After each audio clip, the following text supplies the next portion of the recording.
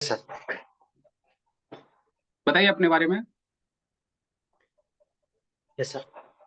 Sir, my name is Swapnil Suresh Kapade. I am from Pawnee, Bhandara district in Maharashtra. I hmm, have completed in graduation in mechanical engineering from Rashtra Sanjit Tukaroji Maharaj, Nagpur University. I have completed also diploma in mechanical engineering from Government Polytechnic Brahmapuri. Hmm, And my hobbies are playing cricket and watching movies. That's it. हम्म। ये आपने diploma के बाद फिर BTech के लिए क्यों गए? Sir, क्योंकि उस टाइम मेरे सर थोड़ा एज कम थी, मैं 18 साल का था। मतलब प्राइवेट सेक्टर में उतना मतलब नॉलेज नहीं था, इसलिए घर वाले बोले कि आप बीटेक कर लो, उसके बाद देख लेना। हम्म। अच्छा, आपने एक प्रोजेक्ट मेंशन किया है ब्रेकिंग सिस्टम पे, इंटेलिजेंट ब्रेकिंग सिस्टम। क्या है ये? सर, सर, ये प्रोजेक्ट में ऐसा है कि इंटेलिजेंट ब्रेकिंग, सामने जो कार आ रही है उसमें एक हमारे इसमें एक सेंसर लगा होता है सर, अल्ट्रासोनिक सेंसर। जब सामने से कोई कार आती है तो कभी कभी कभी कोई लोगों का ध्यान नहीं होता कि इसमें ब्रेक कैसे मारना है, कुछ समझ नहीं आता, तो हमारे इसमें एक सेंसर लगा होता है। और जैसे ही सामने कोई ऑब्स्टेक्ल दिख जाए उसमें मतलब उसका एक मीटर उस समय वो ब्रेक लगा देते थे। ये ऑटोमेटिक ब्रेकिंग सिस्टम तो नॉर्मल जैसे जो महंगे महंगे कार है उस सब में अवेलेबल है। सर, इसमें हमने एक सोलर लगाया था, सोलर के थ्रू चलाने की हमने कोशिश की थी इसमें। तो सोलर में आप बता सकते हैं कि जैसे कि अगर बारिश वारिश का सीजन है तो सोलर हमारा काम करता है या नहीं करता है? सर, इसमें दो टाइप के सोलर होते हैं, एक मोनो, दूसरे मुझे शायद इसमें सर दोनों एक मतलब सोलर भी था, इसलिए हमने मतलब जब समर के टाइम में सोलर के साथ काम कर सकता था। हम्म। अच्छा, आपने स्ट्रेंथ अपना मेंशन किया है कि accepting my weakness and trying to improve. कोई ऐसी वीकनेस है जो आपको किसी ने बताया हो कि आपकी वीकनेस है, फिर आपने उसको कुछ टाइम लिया, इम्प्रूव किया हो और फिर आप खड़े हुए हो? सर, मेरे स्टडी के लिए रिगार्डिंग, मैं जब डिप्लोमा में था मतलब मैं स्टडी वाला काम करता था। मुझे मेरे टीचर में एक टीचर थे पॉलिटेक्निक के, उन्होंने बताया कि आप अच्छे करो, मतलब कुछ अच्छा करो, इसलिए उन्होंने वो कि कुछ पढ़ो, इसलिए मैंने तब से अभी तो पढ़ाई करना स्टार्ट किया था। उन्होंने मुझे क्वेश्चन पूछा था पॉलिटेक्निक में, जब सेकंड ईयर में था। हम्म। उन्होंने एक मुझे डेंसिटी के बारे में पूछा था, मुझे तब डेंसिटी के बारे में आया नहीं था, तो उन्होंने तब वो मुझे बोला था ये।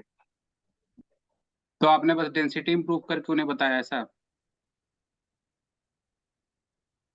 नहीं नहीं सर, मैंने खुद में मतलब खुद के अंदर डेवलपमेंट किया कि अभी पढ़ाई करना चाहिए, खुद में कैसा इंप्रूवमेंट ला सकते हैं उस। हम्म। अच्छा, आपने ट्रेनिंग भी की है, 7 डेज इंटर्नशिप किया है अजनी लोकोसेड नागपुर से। यस क्या सर। क्या सीखा वहां पे आपने? Yes sir. सर, वहाँ मतलब इलेक्ट्रिक लोकोशेड के बारे में बताते हैं, जो रेलवे का जो इंजन होता है उस बारे में याद है, पढ़ाते थे। मतलब इसमें कितने उसकी बैटरी वगैरह लगती थी, मतलब बैटरी नहीं, वोल्ट वगैरह के सबके बारे में बताया था। उस बारे में मुझे आइडिया नहीं है सर, 3 साल 4 साल पहले करा था मैंने वो। अच्छा, लोकोमोटिव में आपने देखा होगा कि एसी सप्लाई लेते हैं बट अंदर जितने भी इक्विपमेंट चलते हैं सब डीसी पे चलते हैं। आप बता सकते हो क्या क्या कंपोनेंट्स होंगे अंदर उसके?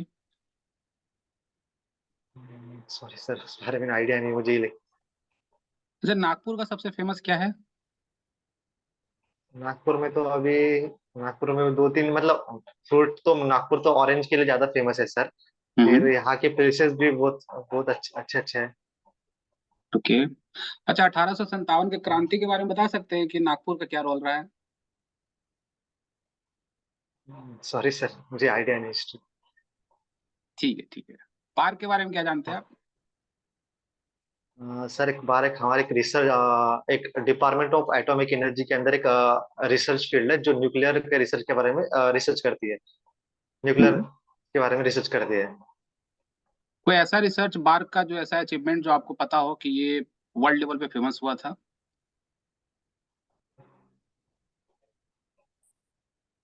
सॉरी सर, आइडिया नहीं। तो रिसर्च कैसी रिसर्च करता होगा, जैसे अगर न्यूक्लियर के बारे में बात करें तो सर, कैसी रिसर्च? न्यूक्लियर न्यूक्लियर के फिजन के बारे में पता, न्यूक्लियर कैसा फिजन वगैरह हो तो उस बारे में कुछ पता करते हैं। तो उसके लिए तो एनपीसीआई है ना, हमारा न्यूक्लियर पावर प्लांट भरा पड़ा है। सर, एनपीसीएल सर वो प्रोडक्शन करता है, हम्म। रिसर्च मतलब इसके लिए ये कर बार्क करते हैं, उसके बाद प्रोडक्शन का काम एनपीसीएल का है, नहीं तो फिर इलेक्ट्रिसिटी जनरेट कैसे करना। रिसर्च, जैसे कुछ ऐसा बताइए, कुछ रिसर्च जिससे एनपीसीएल में इम्प्रूवमेंट हुआ हो बाद में जाके। हम्म, शायद सर यूरेनियम यूरेनियम के बारे में, मतलब उस बारे में कैसा क्या है करके। कैसा क्या है, मतलब देखने में कैसा लगता है?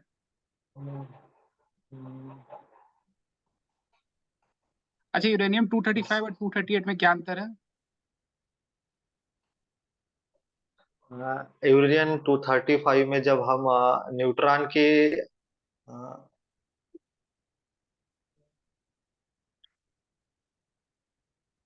फर्टाइल और फिजाइल मटेरियल समझते हो?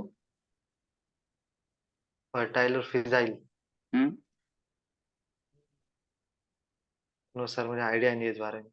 ठीक है, ठीक है आपका। यहाँ पे एचआर राउंड कंप्लीट होता है। Now come to the technical round, sir carry कर।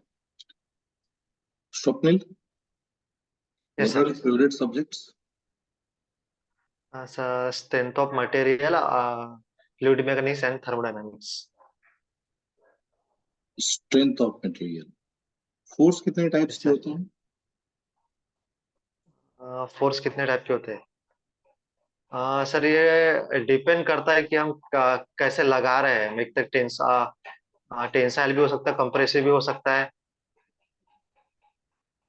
डिपेंड करता है कि हम कैसे लगा रहे हैं उस पर। हमने आपसे क्या पूछा? चलिए, फोर्स कितने टाइप क्लासिफाई के हो द सकते फोर्स। हैं? एक टेंसाइल, टेंसाइल भी हो सकता है सर, कंप्रेसिव भी हो सकता है, और शेयर भी हो सकता है।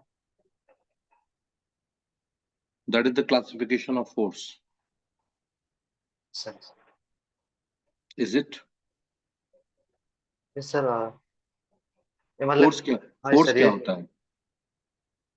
किसी भी मतलब मतलब किसी बॉडी को स्टेट चेंज कर सकता है, मतलब रेस्ट का मुंह में ला सकता है, मुंह को रेस्ट में ला सकता है।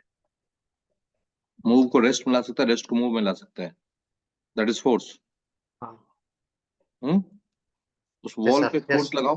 पीछे वॉल है ना? हाँ, जाओ उठ के फोर्स लगाओ उस पे। जाओ जो उठ के फोर्स लगाओ, एक बार दिखाओ।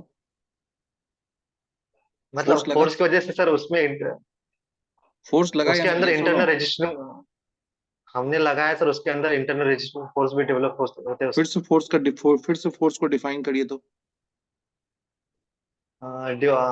When we apply force on body, due to the force, there is an internal regime for develop in the body.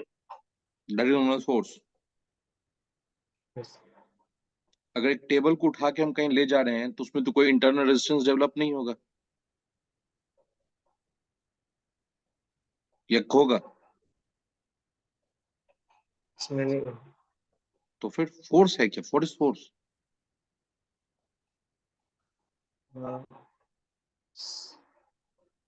force को कैसे चलिए कोई नहीं। आपने कहा फोर्स होते हैं टेंसाइल, फोर्स होते हैं कॉम्प्रेसिव, फोर्स होते हैं शियर। सर? यूडीएल तीनों में से किस कैटेगरी में आता है?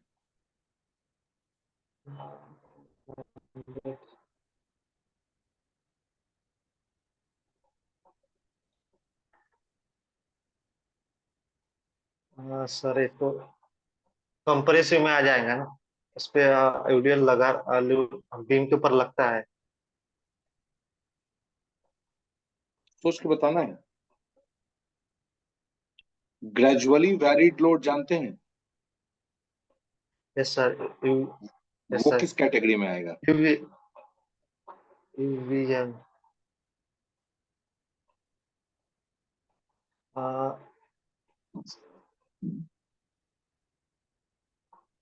शेयर फोर्स आएगा सर, क्योंकि हमारे जो बीम के ऊपर है, जो यूडीएल यूवीएल है, वो क्रॉस सेक्शन के पैरेलल लगते हैं।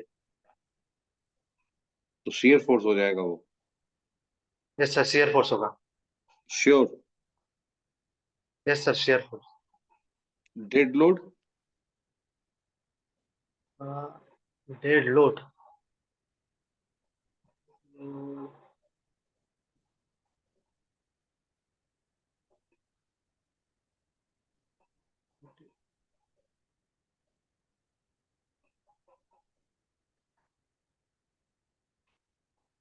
फटीग,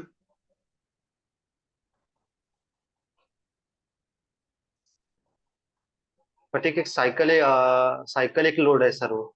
साइक्लिक नहीं लगाएंगे ड्यू तो टू फटीग नहीं साइकिल होगा। फटीग तो साइकिल एक लोड की वजह से ही होता है सर। क्या होता है fatigue load? Fatigue is a, हम किसी भी बॉडी के ऊपर इलास्टिक लिमिट के एल पॉइंट के नीचे जो साइकिलिक लोड लगाते हैं, उसके ये फटीग होता है सर। साइक्लिक लोड क्या होता है? Fluctuation sir. कोई चीज सर्कल में घूम रहा है, उस पर फटीग लोड लगेगा क्या? सर। आपने आपने फैन ऑन कर दिया, फैन घूम रहा यस है, सर। उस पर फटीग लोड है या नहीं? सर फटीग लोड मतलब सर जैसे फॉर एग्जांपल ये पेन है तो इसके ऊपर ऐसा मुझे कम आ रहा है, लग रहा है और उठ रहा है, लग रहा है उठ रहा है, इस तरह को फटीग लोग बोल सकते हैं सर। हमने आपसे सिंपल सा क्वेश्चन पूछा, हमने फैन का स्विच ऑन कर दिया, यस सर। फैन अपने फुल स्पीड में आ गया है, घूम रहा है, तो फैन पे कोई फोर्स लगेगा घूमते हुए? फटीग लोड तो फटीग लोड यहाँ नहीं लगेगा सर, फैन में। नहीं लगेगा ना। नहीं। तो जो फैन कभी कभी गिर जाता है वो कौन सा फेल्योर कहलाता है फिर? कभी सीलिंग से फैन गिर जाता है, सुने हो कभी, जो एक्सीडेंट होता है, यस सर। तो वो कौन सा फेल्योर कहलाएगा फिर?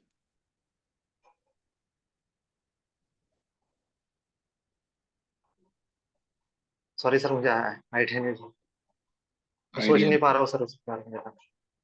आइडिया नहीं आपको, चलिए कोई बात नहीं। थर्मल स्ट्रेस जानते हो? Yes sir. क्या होता है थर्मल स्ट्रेस? सर किसी भी ड्यू टू टेम्परेचर राइज और fall, the stresses generate in the body is known as thermal stresses. लिखिए क्वेश्चन। एक कैंटिलीवर बीम है हमारे सर। पास, ओके। ठीक है ना? ओके। कैंटिलीवर बीम यस है सर। जिसकी स्पैम लेंथ है 1 metre. Yes sir. Span length है 1 मीटर। क्लियर? 1 मीटर। हाँ, उसकी एक्सपेंशन कोइफिशिएंट है 3 × 10⁻⁵ लिखिए। सिर्फ मैग्नीट्यूड बता रहा हूँ, ठीक यस है ना? सर। 3 × 10⁻⁵, ओके। ठीक है? -5। हाँ। इनिशियल टेम्परेचर था उसका 10 डिग्री सेल्सियस। Yes sir. हमने उसको हीट करना स्टार्ट कर दिया, यस उसका सर। टेम्परेचर हो गया 60 डिग्री सेल्सियस, 60। ठीक है ना? बताइए कितना yes thermal sir. Stress generate होगा उसमें? सर इसमें थर्मल स्ट्रेस जनरेट नहीं हुआ क्योंकि इसमें रिस्ट्रिक्शन करके कुछ है ही नहीं, मतलब कुछ रिस्ट्रिक्ट करने के लिए है नहीं यहाँ पे, यहाँ थर्मल स्ट्रेस जनरेट नहीं होगा सर। स्ट्रेन कितना होगा? S1।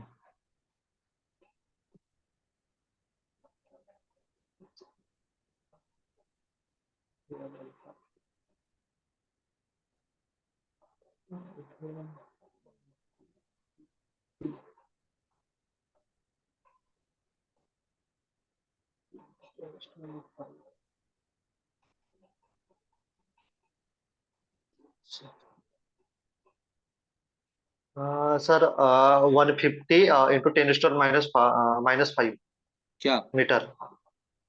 Metre metre. हमारे पास एक मूवेबल रिस्ट्रिक्शन है, मूवेबल। ठीक, मूवेबल। सुनिए।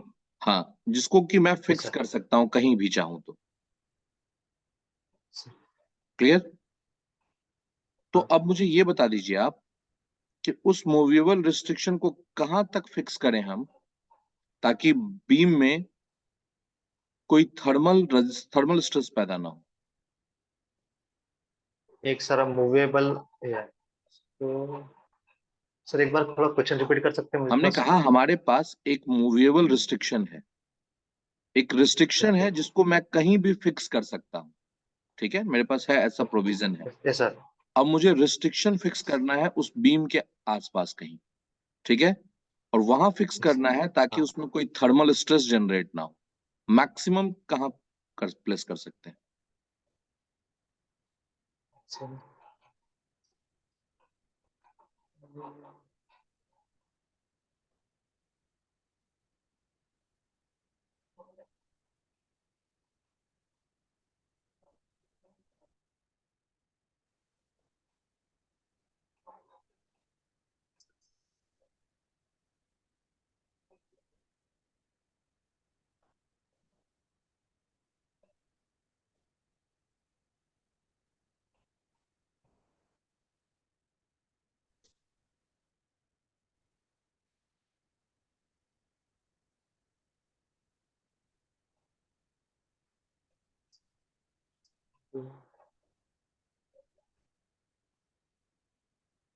मतलब इसमें मतलब थोड़ी मतलब आपसे इसमें नहीं रोलर आप वगैरह से। आपसे नहीं हो पाएगा, आप छोड़ दीजिए आप उसको। दो रिजिड सपोर्ट है हमारे पास में, दो रिजिड सपोर्ट के बीच में हमने एक रॉड लगाया है, कंपाउंडेड रॉड। Okay sir. एक कॉपर का, एक एल्यूमिनियम का। हाँ। कॉपर एल्यूमिनियम का ओके। कंपाउंडेड रॉड है, half portion okay. Copper, half portion aluminium. समझ में आ गया यहाँ तक? हाँ हाँ। फिर मत बोलिएगा कि सर क्वेश्चन नहीं समझ पा रहा हूँ, इसी कारण से मैं बोल रहा हूँ, आराम से आप एक लिख लीजिए। हाफ पोर्शन ओके, रॉड का एक है कॉपर कॉपर, है। हाफ पोर्शन है यस सर। एल्यूमिनियम। दोनों एंड फिक्स है रॉड का। Yes sir. हमने हीट करना स्टार्ट कर दिया। Yes sir. तो किसमें थर्मल एक्सपेंशन होगा, होने की कोशिश होगा, किसमें कॉम्प्रेशन? सर एल्यूमिनियम, एल्यूमिनियम में ज्यादा होगा और कंप्रेशन में कॉपर में कम होगा, क्योंकि थर्मल क्या एक्सपेंशन कम और क्या ऑफ ज्यादा? एल्यूमिनियम। क्या कम होगा और क्या ज्यादा होगा? एल्यूमिनियम एक्सपेंड करने की कोशिश करेगा सर, क्योंकि उसका थर्मल एक्सपेंशन ज्यादा है कॉपर से। और कॉपर को पुश करने की कोशिश, मतलब कॉपर कम होना, मतलब कम होने की कोशिश करेगा।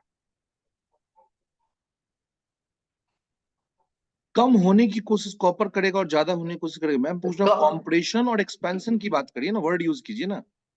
अच्छा। सर एक्सपेंशन में एल्यूमिनियम एक्सपेंशन होगा और कॉपर में कंप्रेशन। कॉपर में कॉम्प्रेशन जनरेट होगा। कितनी होती है कॉपर की एक्सपेंशन कोएफिशिएंट? सर मुझे एग्जैक्ट आइडिया नहीं है, पर एल्यूमिनियम से तो कम ही होती है। एल्यूमिनियम से कम ही होती है। ई जी और म्यू का नाम सुने हैं? Yes sir. ई जी और म्यू में रिलेशन बताइए। सर रिलेशन होता है E is equal to 2G 1 + mu होता है सर, रिलेशन। चलिए ठीक है। इंजन के बारे में जानते हैं आप? Yes sir. इंजन थर्मोडायनेमिक्स के किस लॉ पे वर्क करता है?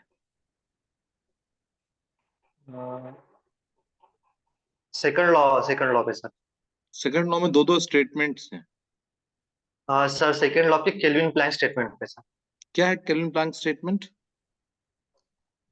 Sir Kelvin Planck statement says that it is impossible for a device operate in a cycle such that the deliver work output while heat will be received from single thermal energy reservoir।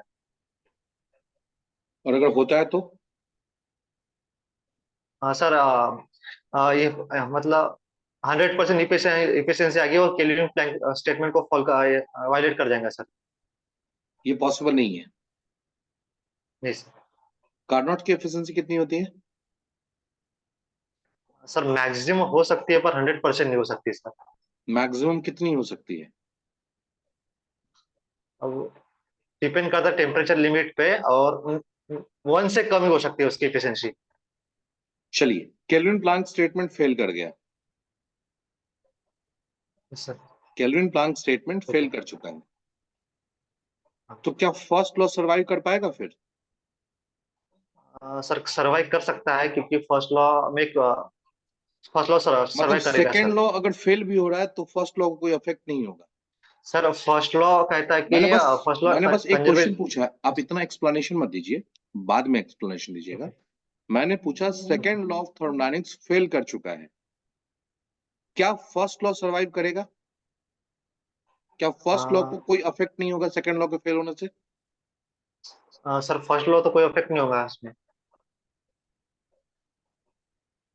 मतलब PMM2 अगर मान लो exist कर रहा है, sorry PMM2 अगर fail कर गया या PMM2 एग्जिस्ट कर रहा है, हमने कहा PMM2 एग्जिस्ट कर रहा है, तो फर्स्ट लॉ इससे एग्री है? Yes sir. हाँ, फर्स्ट लॉ तो एग्री है सर इसमें। फर्स्ट लॉ एग्री है। Yes sir. Hmm. Yes sir. First law का वायलेट होगा? हाँ sir, first law conservation of energy के बारे में बताता है। Energy will be neither be created nor be destroy. तो इसमें क्या और होगा, लॉ ऑफ PM2 कंजर्वेशन में of energy, law of conservation of energy जितनी, क्या बताता है? सर ये कंजर्वेशन ऑफ एनर्जी उस एनर्जी के बारे में बताता है सर, दोनों सेम ही है हम सर। दोनों सेम ही है। Law of conservation of energy कब दिया गया था? आइडिया नहीं सर इस बार। किसने दिया था? शायद मैं गेस कर सकता हूँ तो जूल ने शायद। 1799 में आया था law of conservation of energy. चलिए मैंने आपको बता दिया। उसके बाद आया फर्स्ट लॉ ऑफ थर्मोडायनेमिक्स। तो जब law of conservation of energy आ चुका था, तो first law of thermodynamics rule को देने की रिक्वायरमेंट क्या थी? लॉ ऑफ कंजर्वेशन एनर्जी पढ़ते हैं, why first law of thermodynamics then? कोई ऐसा और लॉ बताओ जो दो लॉ के नाम से जाना जा रहा हो। ऐसा होगा कोई है क्या? जब जब law of conservation of energy है, तो first law of thermodynamics requirement नहीं है। फर्स्ट लॉ ऑफ थर्मोडायनेमिक्स तो law of conservation of energy की रिक्वायरमेंट नहीं है। दोनों अगर सेम चीज है तो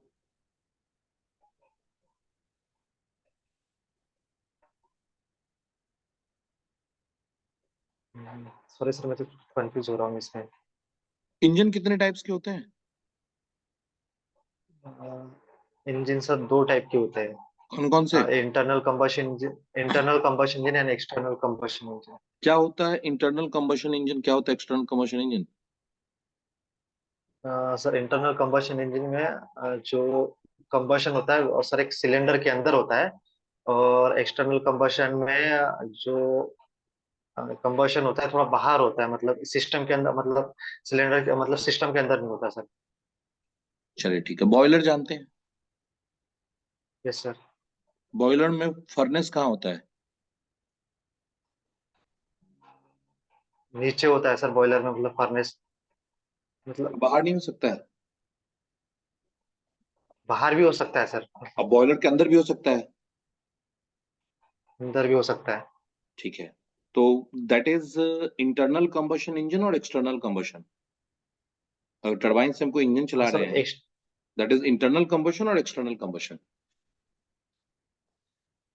सर वो एक्सटर्नली होगा, मतलब सिलेंडर जैसे आईसी इंजन में सिलेंडर के अंदर एक ही से मतलब सिलेंडर के सारे प्रोसेस वहीं पे होती है सर, इंटरनल कंबशन के अंदर। और एक्सटर्नल कंबशन के अंदर सर मतलब स्टीम जनरेट होती है, उसके बाद वो टरबाइन में भेजी जाती है, उसके बाद वो कंडेंसर में भेजा जाता है और पंप में आता है। सिर्फ मतलब अलग अलग प्रोसेस जगह जगह पे होता है सर वो। आप और इंजन अपना में सर एक ही जगह होता है। डिफिनीशन एक ही होगा ना किसी चीज का? हर पॉइंट पे डेफिनेशन थोड़ा ना चेंज करते चला जाएगा। आप हर पॉइंट पे डेफिनेशन चेंज कैसे कर रहे हैं? एक्सटर्नल कंबशन इंजन आपने कहा सिलेंडर के बाहर कंबशन होगा, इंटरनल कंबशन सिलेंडर के अंदर कंबशन होगा। तो फिर आप मुझे डेफिनेशन दीजिए, एक्सटर्नल कंबशन इंजन किसे कहते हैं और इंटरनल कंबशन इंजन किसे कहते हैं? एक्सटर्नल कंबशन में combustion take place outside the system sir. ठीक है, मान लिया। And internal combustion takes place inside the cylinder. Sir तो बॉयलर तो एक सेल है ना, सिंपल सा। बॉयलर सिंगल सेल है, उसी सिंगल सेल के अंदर कंबशन हो रहा है, उसी सिंगल सेल के अंदर स्टीम जनरेट हो रहा है। So is that internal combustion?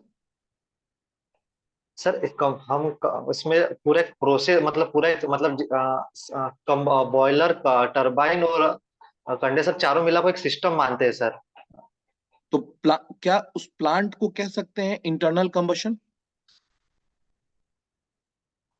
Sir उसको इंटरनल कंबशन नहीं बोल सकते सर। क्यों?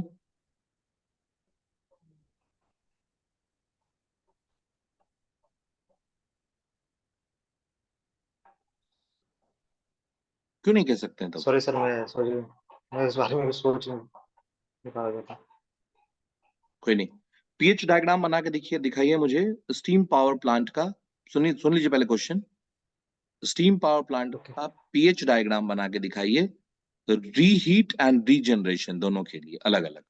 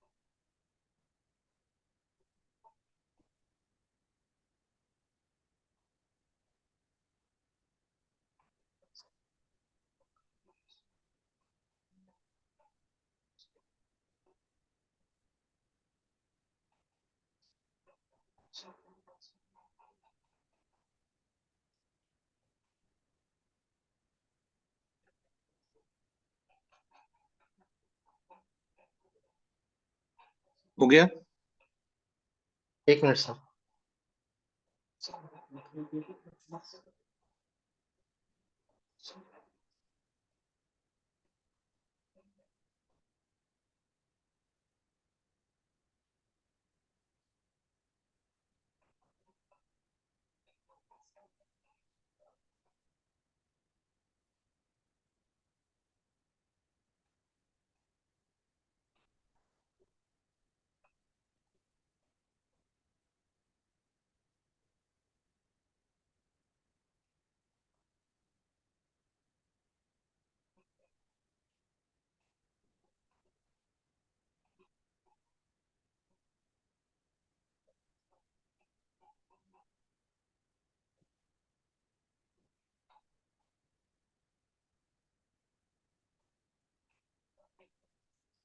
सर ये रीजनरेटर की होगा सर। कौन सा डायग्राम आपने बनाया है? PH sir. ठीक है, मान लिया।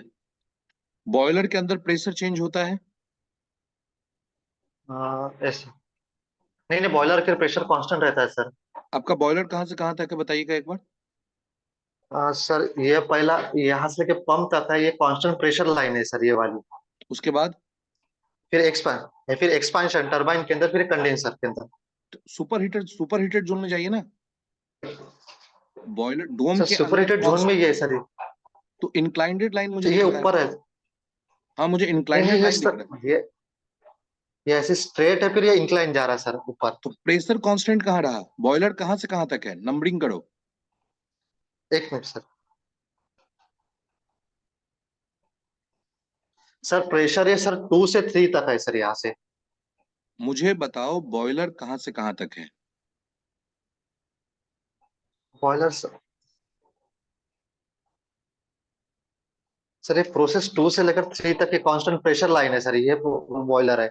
हम 2 से 3 तक ना? 2 से लेकर 3 तक सर। तो क्या 2 पे हाँ और 3 पे प्रेशर बराबर है? ग्राफ देख के बताना। सॉरी। चलो, इट्स डन। रहने दीजिए स्वप्निल, हो गया आपका इंटरव्यू। ठीक है, अब टर्न आया फीडबैक का। पहले सर फीडबैक दे देंगे, फिर मैं दूंगा, ठीक है ना? सबसे पहले स्वप्निल, अपने प्रोजेक्ट अपने ट्रेनिंग के बारे में आपको जानकारी अच्छी होनी चाहिए, क्योंकि जैसा कि मैंने यूट्यूब पे सेशन लिया जो इलेक्ट्रिकल के इंटरव्यूज हुए कुछ कुछ, तो उसमें एचआर राउंड में मैंने यही ओके सर। समझाया है। एचआर राउंड में सबसे ज्यादा रोल जो पूछा गया है क्वेश्चन, उसमें सबसे ज्यादा पूछे जा रहे हैं प्रोजेक्ट से ही 10-15 मिनट कम से कम टाइम लिया जा रहा है। तो आप अपने प्रोजेक्ट के बारे में, अपने ट्रेनिंग के बारे में कहीं से भी जानकारी निकाल लें, गूगल टाइप करके या फिर जैसे भी हो, है ना। क्योंकि जिसने जिसने सर प्रोजेक्ट ठीक मेंशन है किया, ठीक जो भी यहाँ पे डेफ फिल करोगे, तो जो भी इन्फॉर्मेशन आप भरोगे, तो उसमें प्रोजेक्ट होगा, तो प्रोजेक्ट से क्वेश्चन 100% आपसे पूछा जाएगा, है ना। तो प्रोजेक्ट और ट्रेनिंग के बारे है में सर। आप इन्फॉर्मेशन कहीं से भी निकाल लो। बाकी टेक्निकल के लिए सर बता देंगे आपको। स्वप्निल आप क्या कर रहे हैं, पता नहीं चल रहा है मुझे। सर थोड़ा आज मतलब घबराया जैसा लग रहा है सर, मुझे बहुत ज्यादा ही वैसा। आज आपने एक भी क्वेश्चन का आंसर सही नहीं दिया, सिर्फ एक क्वेश्चन आंसर मुझे दिया अभी बस सब। सही, कि सेकंड लॉ अगर सही रहेगा तो फर्स्ट लॉ जो है उसको कोई फर्क नहीं पड़ता, फर्स्ट लॉ को, फर्स्ट लॉ इंडिपेंडेंटली अपने आप को बस एक आंसर आपका सही था, बाद बाकी जितने भी आंसर आपने दिए सब गलत दिए हैं। ठीक है ना? तो बिल्कुल यस। ध्यान रखिए कि जो